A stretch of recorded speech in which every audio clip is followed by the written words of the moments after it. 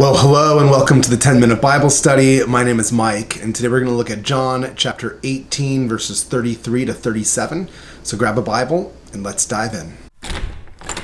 Now, first, as always, the context. We're picking up John here at the tail end of his gospel. At this point, Jesus has been betrayed by Judas. He's been taken first to the high priest's father-in-law named Annas, and then to the high priest Caiaphas himself. John doesn't tell us much about these encounters, but he makes it clear that the authorities want Jesus dead. They also don't want to do it themselves. And then in verse 28, Jesus is brought to Pilate, the Roman governor. Verses 28 to 32 are the handoff from the Jewish authorities to the Roman authorities. And there are two things that are made clear here in the lead up to today's particular study. First, there is no real accusation to be made against Jesus. And secondly, they want Jesus dead. And in verse 33, Pilate's direct interaction with Jesus begins. John writes, "So Pilate entered his headquarters again and called Jesus and said to him, 'Are you the king of the Jews?'" Now, Pilate is the Roman governor. He's the one with power to execute prisoners in this ancient Roman province. And this is an interesting opening question, especially since none of the dialogue before this in John makes mention of Jesus's kingly status. At least none of his interactions with the Jewish authorities or the Roman authorities. As far as we know, nobody's told Pilate that Jesus might be the king of the Jews. This isn't actually the accusation that has been brought against Jesus by the Jewish leaders. And so, as New Testament scholar Dale Bruner notes, this begs the question, has Pilate already heard about Jesus? It also sets up the discourse between Pilate and Jesus that is to follow. John continues in verse 34. Jesus answered, "Do you say this of your own accord, or did others say it to you about me?" Now Jesus, as he is wont to do, returns a question for a question, flipping the script back on the authority figure. And in doing so, he draws Pilate in. Of course, Pilate is the Roman governor. He's not used to being asked questions. People don't question the governor. He's the one who asks the questions. And so in verse 35, Pilate retorts. He says, "Am I a Jew? Your own nation and the chief priests have delivered you over to me. What have you done?"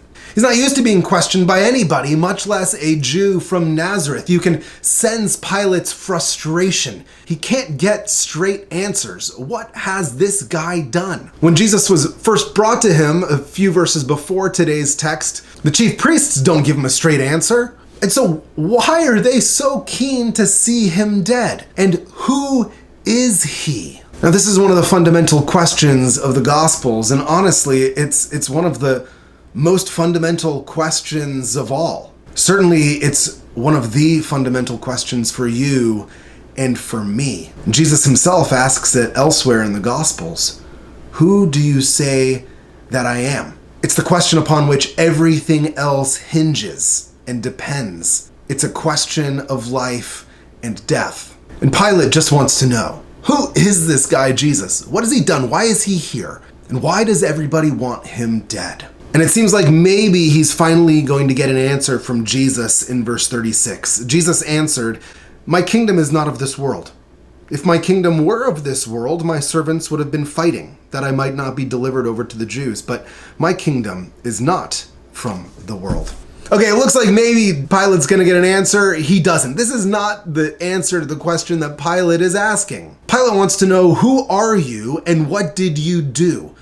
And well, Jesus doesn't answer either of those questions. Instead, he tells Pilate not that he's a king, but instead tells him a bit about his kingdom. Now look at this, it's important. Jesus says, "My kingdom is not like other kingdoms." And he says, "We don't fight the same way as those other kingdoms." Now, we could spend a great deal of time unpacking this, comparing and contrasting Jesus's kingdom with the kingdoms of the world and unpacking the implications of those for those of us who belong to Jesus. Or we could explore the ways that Jesus would fight versus the ways that other kingdoms fight. and the implications of that for us today. And in a world that's as tribalized as ours, those are very important conversations that we ought to be having. And I'm going to leave those for the discussion questions at the end of the video, which I think is appropriate. After all, I think Jesus is being intentionally provocative here to draw Pilate in and to draw us in as followers of him to wrestle with the means of Jesus' kingdom and their implications for how we're to live as his followers. Jesus doesn't give straight answers here. Instead, he gives answers that ought to push us back into community to explore the implications together. And so for the sake of brevity, let's move on to Pilate's response in verse 37. Then Pilate said to him, "So you are a king?" Pilate gets back to the original question, "Are you a king?" Now, it could probably be translated emphatically, "So then you are a king?" And this is the question Pilate really wants to know the answer to, because there's political implications, just as there are personal implications. And it's a question whether Jesus is the king that ought to matter deeply for you and for me. But again, Jesus doesn't answer the question. Instead, he turns the question back on Pilate. Dale Bruner, again, notes here that the reader is almost left wondering who's really in charge here and who's really on trial. Because Jesus answers, "You say that I'm a king. For this purpose I was born, and for this purpose I have come into the world, to bear witness to the truth. Everyone who is of the truth listens to my voice." This is perhaps the big central part of this text. And Jesus first states his purpose. "I have come to bear witness to the truth." And then he asks a question. Are you listening? I love that the lectionary stops here in verse 37, leaving us hanging, because this is the question, I think, for you and for me.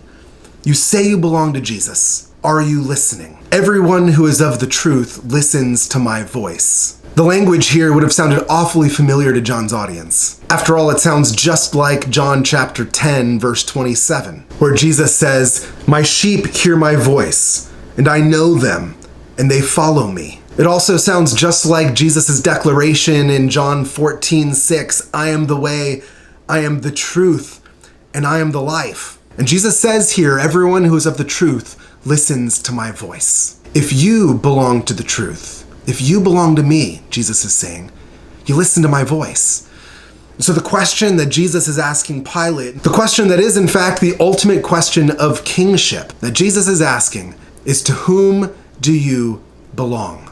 To whom do you belong? Because if you belong to me and my kingdom, well, that changes everything. Thank you so much for joining me on this 10-minute Bible study. If this was helpful for you, please like, comment, share, and subscribe. There are discussion questions here at the end, and I'll see you next time. Thanks for joining.